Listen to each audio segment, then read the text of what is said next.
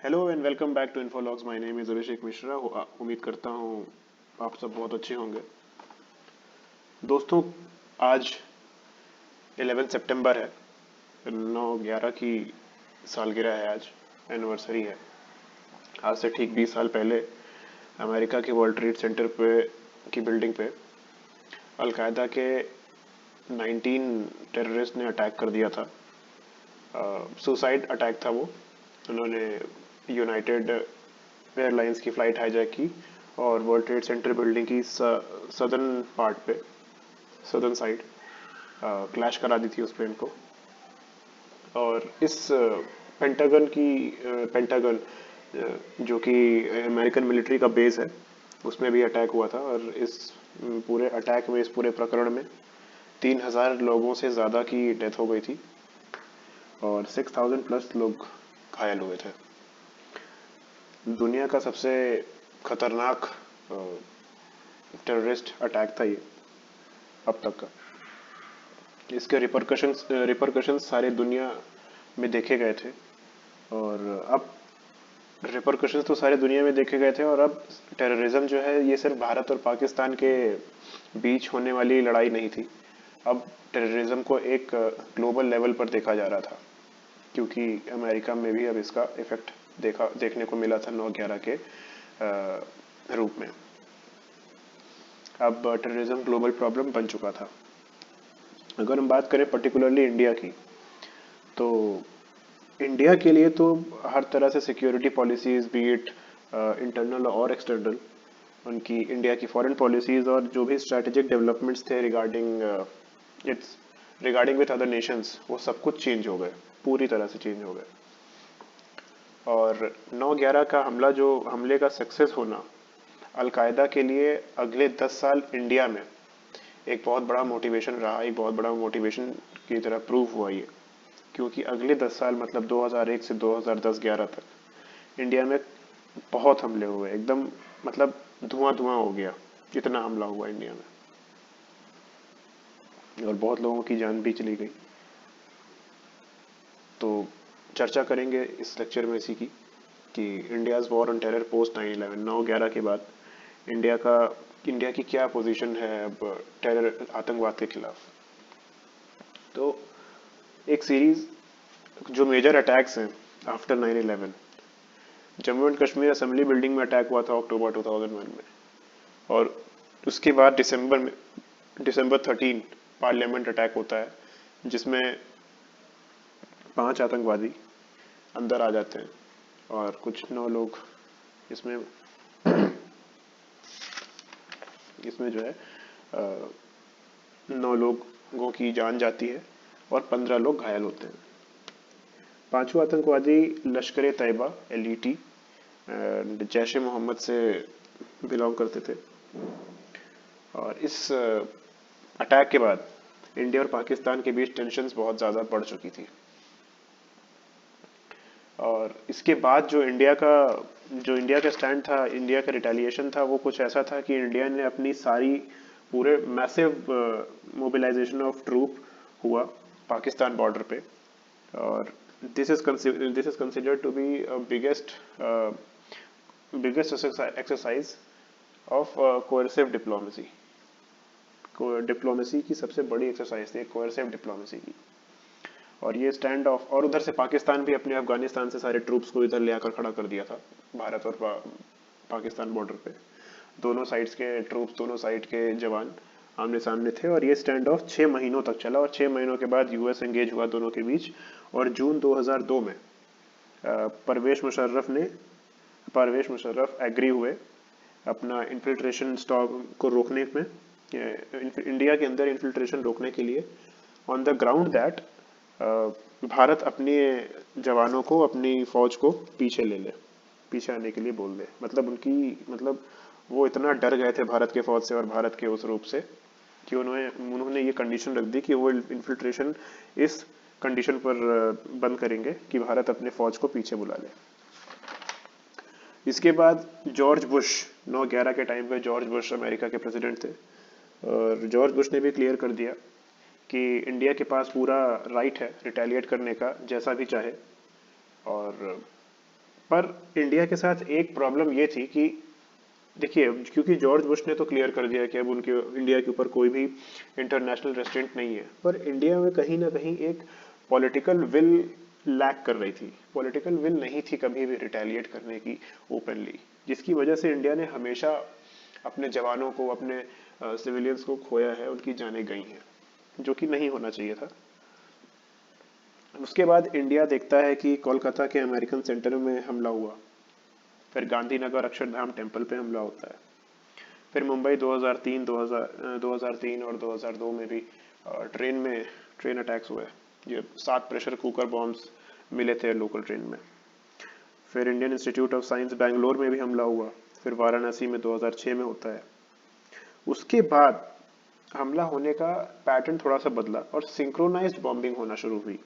Synchronised bombing मतलब एक जगह बॉम्ब रखा, यहाँ फटने के बाद दूसरी जगह रखा हुआ बॉम्ब फटता है, और ये दूसरा बॉम्ब फटने के बाद तीसरी जगह रखा हुआ बॉम्ब भी फटता है। इसको सिंक्रोनाइज्ड बॉम्बिंग कहते हैं।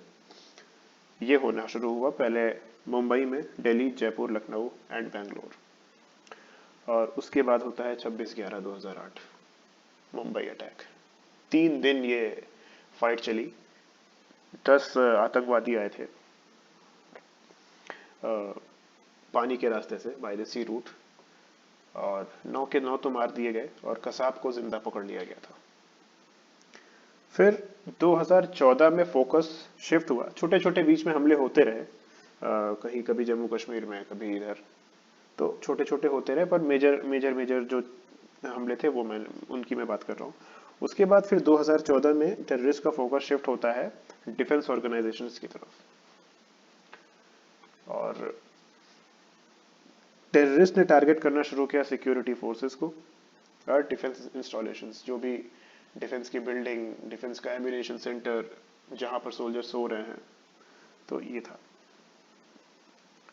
और इंडिया के होम ग्रोन जो टेररिस्ट आउटफिट है इंडियन मुजाहिदीन, उसको पाकिस्तान, ये तो जग जाहिर है कि पाकिस्तान तो खैर हर जगह के आतंकवादियों को फंड करता है, और इंडियन मुजाहिदीन को भी पाकिस्तान ही फंड कर रहा था और एम्यूनेशन प्रोवाइड कर रहा था, और उसको ऑर्डर दे रहा था कि सिक्योरिटी फोर्सेस पे हमला किया जाए।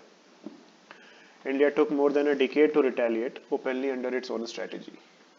इंडिया को थोड़ा सा टाइम लगा, लेकिन 2014 के बाद इंडिया ने जो है ओपनली रिटेलिएट करना शुरू किया। इसके बाद 2011-2012 में पाकिस्तान ने टैक्टिकल न्यूक्लियर वेपन की लॉन्च की अनाउंसमेंट कर दी, जिसको इंडिया ने कुछ ऐसा जवाब दिया कि पाकिस्तान के होश उड़ गए।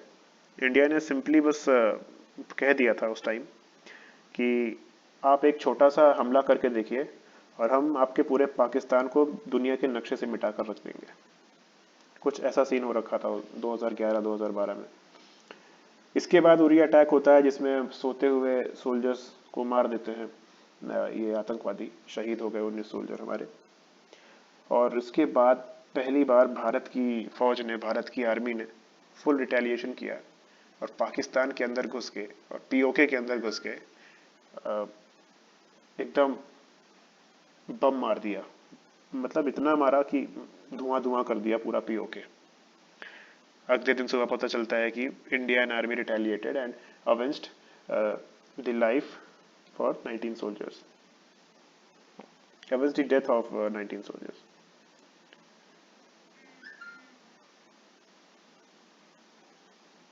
उसके बाद फिर बालाकोट पुलवामा अटैक हुआ। पुलवामा अटैक में एक ट्रक में आईडी स्कॉर्पियो लगाकर, आईडी 4 व्हीलर स्कॉर्पियो ही थी शायद, हाँ स्कॉर्पियो ही थी, 4 व्हीलर से आईडी ब्लास्ट कर दिया, जिसमें हमारे सीआरपीएफ के 44 सोल्जर्स शहीद हो गए।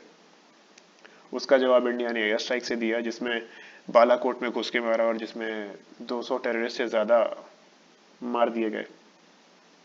और उसके बाद नित्यानंद राय ने अभी वेंसडे को बोला कि जम्मू एंड कश्मीर में 2018 मई से लेकर अभी जून तक कुछ 630 टेररिस्ट मार दिए गए हैं, जो कि बहुत बड़ा एक अचीवमेंट है इंडियन आर्म्ड फोर्सेस के लिए।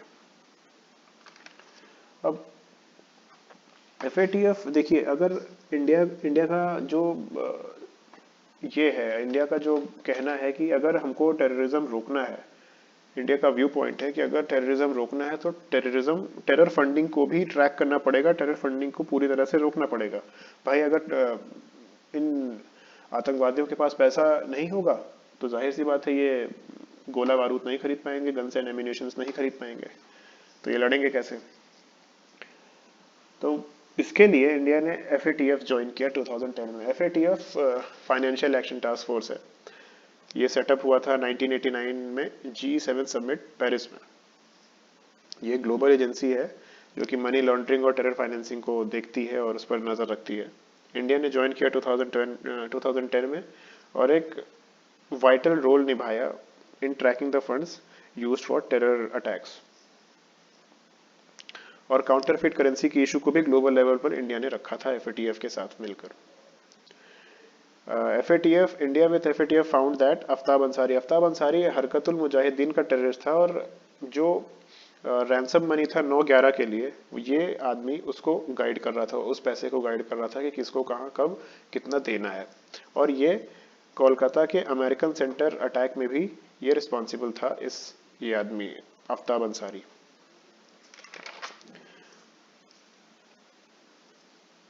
अब फॉरेन पॉलिसी की अगर बात करें इंडिया की, तो देखिए अभी अफगानिस्तान में तालिबान आ गया है, तो और इंडिया जो है अफगानिस्तान में पिछले 20 साल में बहुत पैसे इन्वेस्ट कर चुका था, बहुत टाइम इन्वेस्ट कर चुका था, और एक प्रीमियर डेवलपमेंट पार्टनर था इंडिया अफगानिस्तान का।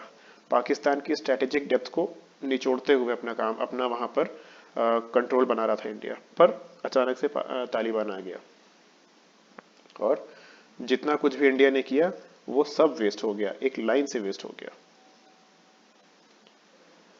पर इससे इंडिया के लिए अगर देखें तो अगर इंडिया चूज करता है वेट करने के लिए, तो शायद फ्यूचर में हो सकता है कि इंडिया और पाकिस्तान और अफगानिस्तान, मतलब तालिबान और अफगानिस्तान में थोड़ा सा डाइवर्जेंस देखने को मिले। क्योंकि जितना मैं समझ पा रहा हूँ, अफगानिस्तान में तालिबान है और वो ज्यादा दिन तक ISI के कहने पर चलेगा नहीं। भले ही ISI ने उनकी गवर्नमेंट बना दी हो और कैबिनेट में उनके ISI के ही चुने हुए लोग भी हैं, ऑलमोस्ट सारे ही ISI के ही लोग हैं, लेकिन लगता नहीं है कि ज्यादा दिन तक तालिबान ISI के कहने पर या पाकिस्तान के कहने पर चलेगा। तो हो सकता है कि एक डाइवर्जेंस देखने को मिले। और तालिबान से जो सेंट्रल एशियन स्टेट्स हैं, उनको जो वो तालिबान से डरे हुए हैं, तो हो सकता है कि वो इंडिया को कंसिडर करें, इंडिया के लिए अपने देश में जगह बनाए और इंडिया को अप्रोच करें किसी तरह से। मैंने पहले ही बताया, ISI चीफ फैज हमीद ने तालिबान में मीटिंग की है और उसके बाद ही वहाँ तालिबान ने गवर्नमेंट के कैबिनेट को अनाउंस कर दिया है। ऑलमोस्ट 30 उसमें, जिसमें से 3 तो नॉन पश्तून है, बाकी सारे पश्तून्स हैं, और जो भी हैं वो या आधे से ज़्यादा टेररिस्ट हैं, UN में लिस्टेड टेररिस्ट हैं, और कुछ ग्लोबल डेजिग्नेटेड भी टेररिस्ट भी उसमें हैं इनके कैबिनेट में, और कुछ ISI ने हैंड पिक किए हुए हैं। तो ये तो सीन है अफगानिस्तान का। तो इंडिया का ये था। अभी कुछ मैं आपको एक सीरीज बताऊंगा, एक लिस्ट दे दूंगा, इस स्लाइड में तो नहीं है। ये देखिए, ये है पाकिस्तान के ISI chief lieutenant general Faiz Hamid Taliban के हेड के साथ, ये अभी गए थे मीटिंग करने। और अब मैं आपको वो लिस्ट बता देता हूँ जिसमें इंडिया में मेजर अटैक हुए थे फ्रॉम 2001 टू 2010 और 11। तो एक तो पहला हुआ था पार्लियामेंट अटैक December 13, 2001 में, जिसमें 9 लोगों की जान गई थी और 15 लोग घायल हुए थे। 5 टेररिस्ट आए थे लश्कर तैयबा और जैश ए मोहम्मद से। इस अटैक के बाद, इस घटना के बाद, tension between India and Pakistan also increased, also राइज्ड। उसके बाद होता है Delhi social blast, Delhi social नहीं सीरियल ब्लास्ट, सॉरी। तो दिल्ली सीरियल ब्लास्ट में हुआ था October 29, 2005, हाँ October 29, 2005, जिसमें 67 to 70 people were killed and 200 plus people were injured. This attack was happened just ahead of Diwali और 3 कोऑर्डिनेटेड बॉम्बिंग्स हुई थी इस अटैक में, जिसमें 2 तो भीड़ भड़ाके वाली जगह पे हुई थी जहां पर भीड़ ज़्यादा थी, मार्केट प्लेस पे हुई थी, और एक बॉम्ब बस में था। और इसकी जो रिस्पॉन्सिबिलिटी है उसको क्लेम किया था इस्लामिक रेवोल्यूशनरी फ्रंट ने, और लश्कर तैयबा की भी इन्वॉल्वमेंट पुलिस को मिली थी इससे। फिर उसके बाद होता है 2006 में जुलाई 7 मुंबई ट्रेन ब्लास्ट, जिसमें 200 लोगों की जान चली गई थी और 700 लोगों से ज़्यादा लोग घायल हो गए थे। ये था pressure cooker bomb, local train में रखे गए थे। और पुलिस ने बताया कि स्टूडेंट इस्लामिक मूवमेंट और लश्कर तैयबा और ISI was involved in this attack, according to police, Maharashtra police. Jaipur bombing हुई 2008 में इसके बाद मई 13 को, जिसमें तकरीबन 80 लोग मारे गए थे, 80 लोगों की जान गई थी और 200 प्लस लोग घायल हो गए थे। 9 एक्सप्लोजन्स इन 20 मिनट्स, आप समझ सकते हैं, 9 धमाके 20 मिनट के अंदर। इंडियन मुजाहिदीन ने क्लेम किया था इस अटैक को, रिस्पॉन्सिबिलिटी क्लेम की थी। इसके बाद अहमदाबाद में सीरियल ब्लास्ट हुए जुलाई 26, 2008, in which 56 people were killed and 200 plus people were injured. Indian Mujahideen again claimed the responsibility for the attack, and more than 20 bombs were attached to bicycles and vehicles in the city. और इसके बाद होता है Delhi bombings again 2008 on September 13 and then on 27. 2 दिन हुआ था ये, पहले 13 सितंबर को हुआ और फिर 27 सितंबर को भी हुआ। आधे घंटे में 5 एक्सप्लोजन हुए 13 सितंबर को, आधे घंटे के स्पैन में। 4 जिसमें से 4 बॉम्ब को डिफ्यूज किया गया था। उसके बाद 2 हफ्ते के बाद एक एक्सप्लोजन और हुआ और इंडियन मुजाहिदीन ने क्लेम किया था इस अटैक को। और ये जो दूसरा वाला अटैक था 27 को जो हुआ था, उसके लिए किसी ने रिस्पॉन्सिबिलिटी क्लेम नहीं की थी, तो इसको कहना थोड़ा सा मुश्किल होगा, अनक्लियर है ये, अभी तक अनक्लियर रहा कि इसके 27 का जो अटैक बॉम्ब ब्लास्ट हुआ था वो किसने कराया था। फिर तो हमारा 26/11/2008 मुंबई अटैक, जिसमें 160 लोगों की जान चली गई थी और 300 प्लस के ऊपर लोग घायल हो गए थे। 3 दिन ये लड़ाई चली है उन 10 आतंकवादियों से, और जिसमें 8 लोकेशंस पे उन लोगों ने टारगेट किया था, 8 लोकेशंस को। All were killed except Ajmal Kasab, और अजमल कसाब को भी फांसी की सज़ा सुनाई गई थी और 2012 में। तो ये पूरा लेक्चर था। कल 20 साल हो रहे हैं 9/11 के हमले को, तो ये लेक्चर उसी पर था। इन केस अगर कुछ प्रॉब्लम हुई हो या कुछ ना समझ में आया हो या कुछ और ऐड ऑन करना हो तो आप प्लीज़ कमेंट सेक्शन में बताएं, मैं नेक्स्ट सेक्शन में उसको एड्रेस करूँगा। तो वीडियो पसंद आया हो तो लाइक करें, शेयर करें और चैनल को सब्सक्राइब करें। Thank you so much.